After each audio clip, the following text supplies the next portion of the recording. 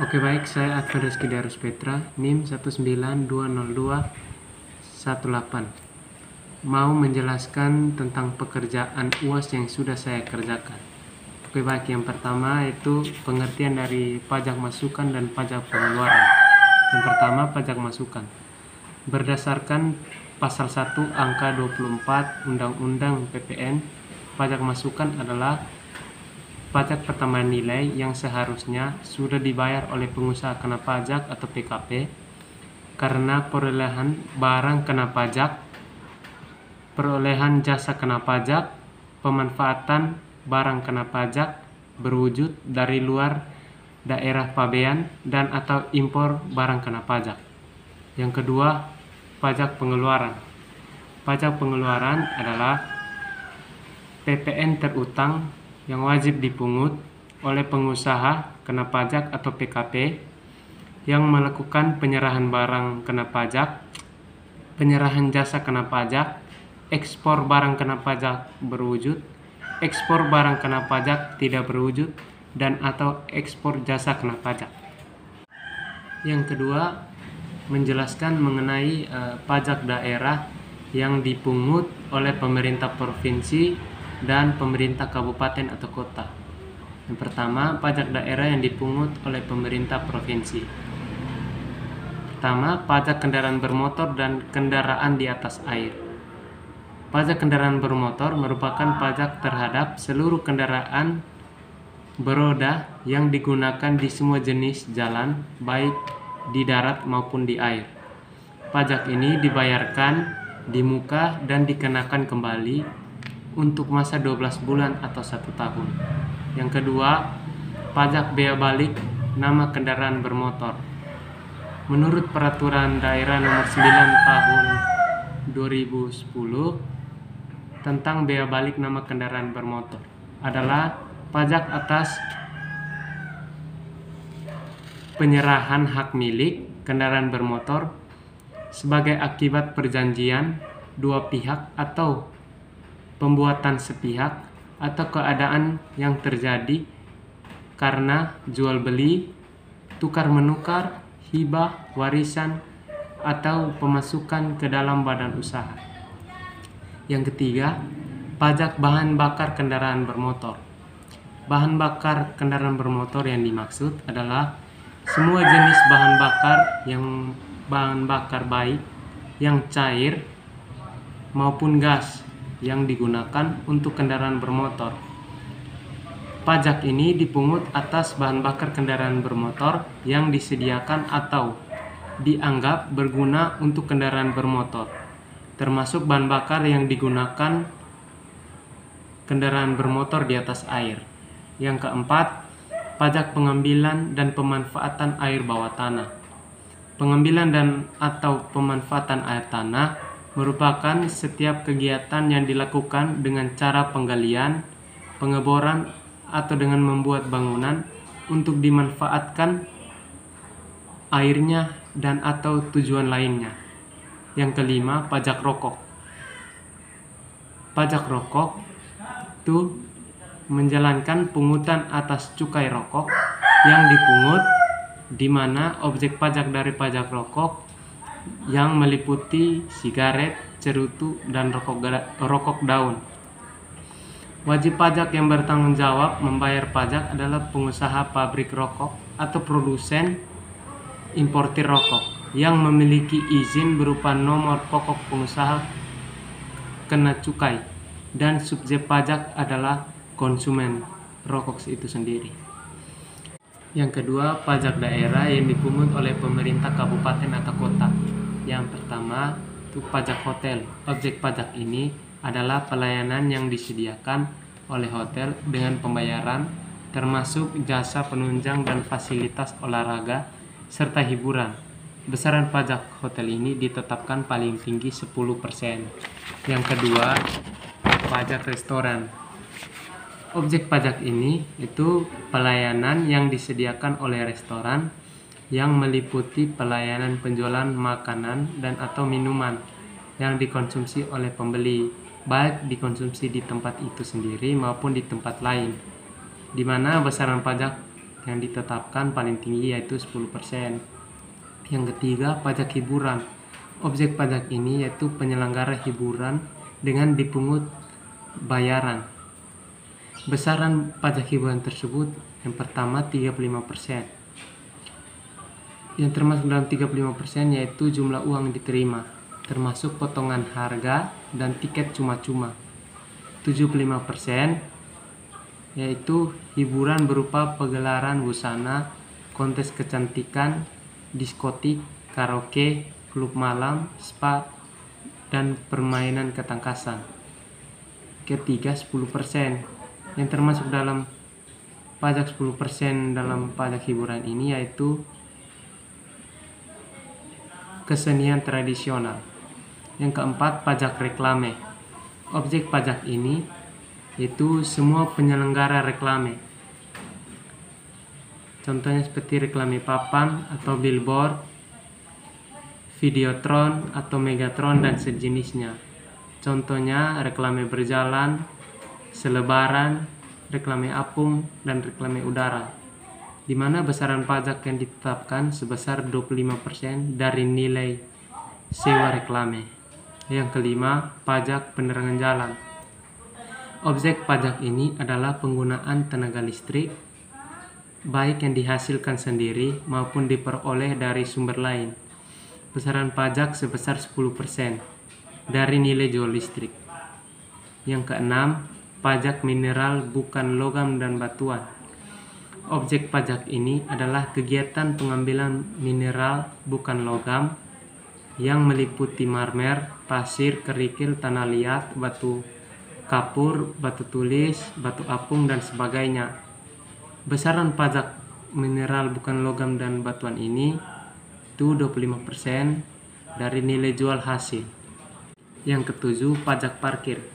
Objek pajak ini yaitu penyelenggara tempat parkir di luar badan jalan, baik yang disediakan berkaitan dengan pokok usaha maupun yang disediakan sebagai usaha, di mana besaran pajak paling tinggi pajak parkir ini yaitu 30% dari jumlah pembiayaannya.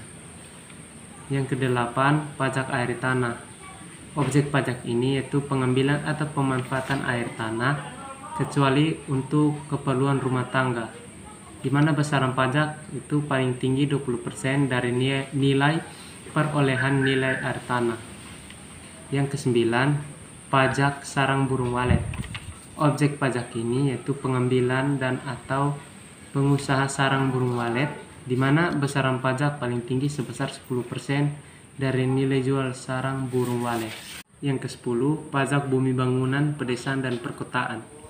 Objek pajak ini adalah bumi dan atau bumi bangunan yang dimiliki, dikuasai, dan atau dimanfaatkan oleh orang pribadi atau badan, kecuali kawasan yang digunakan untuk kegiatan usaha, perkebunan, perhutanan, dan pertambangan. Yang ke-11 yaitu biaya perolehan hak atas tanah dan bangunan. Objek pajak ini itu perolehan hak atas tanah dan atau bangunan, di mana yang meliputinya itu pertama hak jual, tukar menukar, hak milik, hibah, wasiat, dan sebagainya. Nomor yang ketiga menjelaskan mengenai pajak penghasilan final. Pajak penghasilan final merupakan pajak yang dikeluarkan langsung saat wajib pajak menerima penghasilan. Pajak final ini biasanya langsung disetorkan oleh wajib pajak. Dikarenakan sifat pungutannya seketika, pajak penghasilan final ini tidak lagi diperhitungkan dalam pelaporan SPT tahunan, meskipun nantinya tetap harus dilaporkan. Kedua, penghasilan yang dikenakan pajak penghasilan final berdasarkan Undang-Undang Nomor 36 Tahun 2008. Yang pertama, penghasilan dari bunga deposito dan tabungan. Yang kedua, penghasilan dari bunga obligasi. Yang ketiga, penghasilan dari hadiah undian. Yang keempat, penghasilan dari transaksi penjualan saham di Bursa Efek. Yang kelima, penghasilan dari usaha jasa konstruksi. Yang keenam, penghasilan dari sewa tanah dan bangunan. Yang ke-7, penghasilan dari perusahaan pelayanan Indonesia. Yang ke-8, penghasilan dari wajib pajak luar negeri yang memiliki kantor perwakilan di Indonesia. Yang ke-9, penghasilan neto fiskal. Nomor 4 itu tarif pajak pertambahan nilai. Ketentuan Undang-Undang Nomor 42 Tahun 2009 Pasal 7, yaitu yang pertama, tarif PPN adalah 10%. Yang kedua, tarif PPN 0% ditetapkan atas yang pertama, ekspor barang kena pajak berwujud, yang kedua, ekspor barang kena pajak tidak berwujud, dan yang ketiga, ekspor jasa kena pajak. Ketentuan yang ketiga yaitu tarif pajak sebagaimana yang dimaksud pada ayat 1 dapat berubah menjadi paling rendah 5% dan paling tinggi sebesar 15% sebagaimana diatur oleh peraturan pemerintah. Kedua yaitu tarif pajak penjualan atas barang mewah. Menurut pasal 8 Undang-Undang Nomor 42 Tahun 2009, tarif pajak penjualan atas barang mewah ditetapkan paling rendah 10% dan yang paling tinggi sebesar 200%. Jika pengusaha melakukan ekspor barang kena pajak yang tergolong mewah, maka akan dikenai pajak dengan tarif sebesar 0%.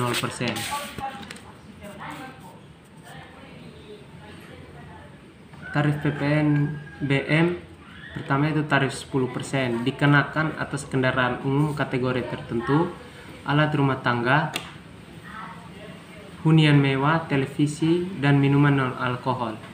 Tarif 20% dikenakan atas kendaraan bermotor,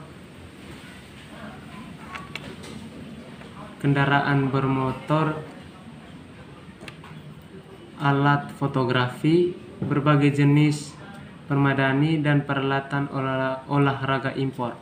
Ketiga, tarif 25% dikenakan atas kendaraan bermotor berat dan bahan bakar solar. Tarif 35% itu minuman bebas alkohol, bahan berbahan kulit impor, batu kristal, bus. Oke, nomor yang kelima, 5A. Dalam penyerahan barang kena pajak, jumlah pembayaran sebesar 11 juta sudah termasuk PPN 10%. Dijawab yaitu PPN terutangnya 10% dikali dengan jumlah pembayaran 11 juta rupiah. Hasilnya 1.100.000 rupiah. Yang kelima B yaitu dalam penyerahan barang kena pajak, jumlah penyerahan sebesar 13 juta rupiah sudah termasuk PPN 10% dan PPN BM 20%. Itu untuk PPN-nya, PPN terutang itu 10% dikalikan dengan jumlah penyerahan sebesar 13 juta rupiah. Hasilnya yaitu 1.300.000 rupiah.